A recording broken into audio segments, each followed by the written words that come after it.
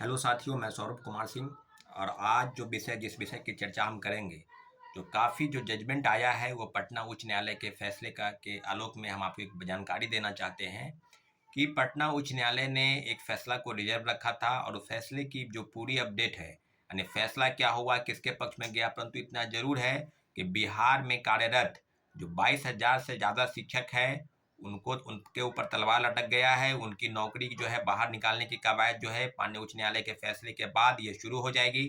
तो निश्चित रूप से आपको हम जानकारी दे दें कि जो मामला पटना उच्च न्यायालय के बेंच में चल रहा था, उसके फैसले को रिजर्व रखा गया था कि जो 1 to 5 में है, यानी 1 to 5 में जो बीएड वाले छठे चरण में जो कार्यरत हैं, उन सबको बाहर का रास्ता दिखाया जाएगा। तो सारी चीज़ें अब क्लियर हो गई है, क्योंकि क्या मामले को लेकर जितनी गंभीरता बिहार सरकार ने दिखाई, आपको पता है कि 11 अगस्त के दिन माननीय उच्चतम न्यायालय का फैसला आया था कि प्राथमिक शिक्षक बनने के लिए आपको बीएड नहीं बल्कि आपको डीएलएड की डिग्री होनी चाहिए, और डीएलएड वो भी रेगुलर वाले। एनआईओएस के मामले में भी वो फैसला आ चुका है कि डीएलएड वाले जो है वो रहेंगे। एनआईओएस जिन्होंने 18 महीने की कोर्स की है ओपन लर्निंग से लेकर, उनको बाहर किया जाएगा। परंतु इतना जरूर है कि बिहार सरकार के ऐसे ऐसे फैसले पर जो माननीय उच्च न्यायालय के फैसले का सम्मान करना है, परंतु क्या माननीय उच्च न्यायालय के फैसले के रिव्यू पिटीशन के लिए या उन पे जो सुनवाई हो रही थी उसके लिए बिहार सरकार का से किस प्रकार की दलील दी गई? तो आपको हम बता दें कि जब उच्चतम न्यायालय में ये सुनवाई हो रही थी, राजस्थान के एक मामले में क्वेश्चन का मामला जब राजस्थान का गया था, तो बिहार सरकार ने उस समय कहा था, हम लोगों ने डिमांड किया था, हम लोगों ने भी डिमांड किया था कि बिहार सरकार की तरफ से कि रिव्यू पिटीशन फाइल होना चाहिए, क्योंकि बिहार में बड़े पैमाने पर लगभग 1,70,000 शिक्षकों की बहाली की प्रक्रिया शुरू हुई थी और 1,20,000 पदों पर जो है वो रिजल्ट भी निकला था।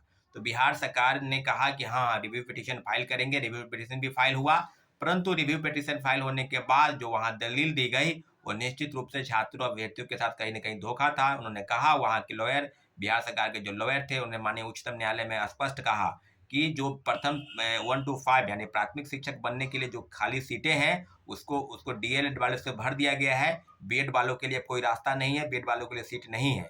तो निश्चित रूप से ये दोहरी चाल बिहार सरकार ने चली। पहले बिहार के अभ्यर्थियों को खुश करने के लिए रिव्यू पिटीशन डाला गया, और दूसरी तरफ जब उच्चतम न्यायालय गए, माननीय सुप्रीम कोर्ट गए, तो वहाँ अपनी बातों को पलटा गया। वहाँ उन्होंने माननीय उच्च न्यायालय के फैसले में हामी भरते हुए उन्होंने कहा कि 1 to 5 में जो है वो बीएड वालों की सीटें भर दी गई है, डीएलएड वालों की सीटें भर दी गई है, बीएड वालों के लिए कोई सीट नहीं बची है। तो निश्चित रूप से आज जो बातें हैं, मात्र 22,000 लोगों की बात नहीं है। अगर कहा जाए तो एक-एक परिवार में 8 लोग 10 लोग रहते हैं और शिक्षक लगभग बरसों से वो अध्यापन करा रहे हैं। तो सीधे-सीधे कहा जाए तो लगभग 22,000 से ज़्यादा अभ्यर्थियों के साथ, शिक्षक अभ्यर्थियों के साथ माननीय उच्च न्यायालय के इस तरह के फैसले पर किस तरह का हम बात करेंगे, क्योंकि माननीय उच्च न्यायालय के फैसले का सम्मान सबको करना है। परंतु बिहार सरकार को निश्चित रूप से एक रिव्यू पिटीशन फाइल करना चाहिए, और जो चीज़ें हो रही है कि क्या होना आगे, परंतु इतना ज़रूर है कि निश्चित रूप से बिहार सरकार ने जो फैसला किया माननीय उच्च न्यायालय के आलोक पे बाद वो फैसला करेगी, ये निश्चित रूप से आत्मघाती होगा। छात्रों अभ्यर्थियों को, शिक्षक अभ्यर्थियों को जो विभिन्न स्कूलों में कार्यरत है, उनके लिए बिल्कुल सही नहीं फैसला है।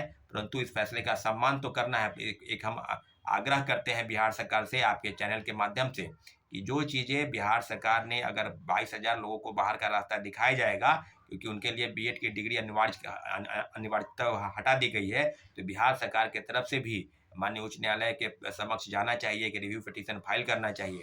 क्योंकि कई मामले हैं, क्योंकि पहले बीएड का मामला 1 to 5 से हट गया, फिर डीएलएड का मामला जो 18 महीने का डिग्री कोर्स था उससे हट गया। अब छठे चरण में जो कार्यरत शिक्षक है उनको हटाने की बात की जा रही है। तो पहले गेस्ट टीचर थे, उनको भी हटाने की बात की गई। तो लगातार जो फैसले हो रहे हैं, इस पर निश्चित रूप से शिक्षक अभ्यर्थियों के साथ बहुत बड़ा धोखा और षड्यंत्र चल रहा है। इसके खिलाफ में हम जल्द से जल्द बैठक बुलाएंगे, और निश्चित रूप से अभ्यर्थियों के साथ जो हो रहा है उसके लिए हम लोग को जो करना पड़े हम करेंगे साथियों। धन्यवाद। जय हिंद।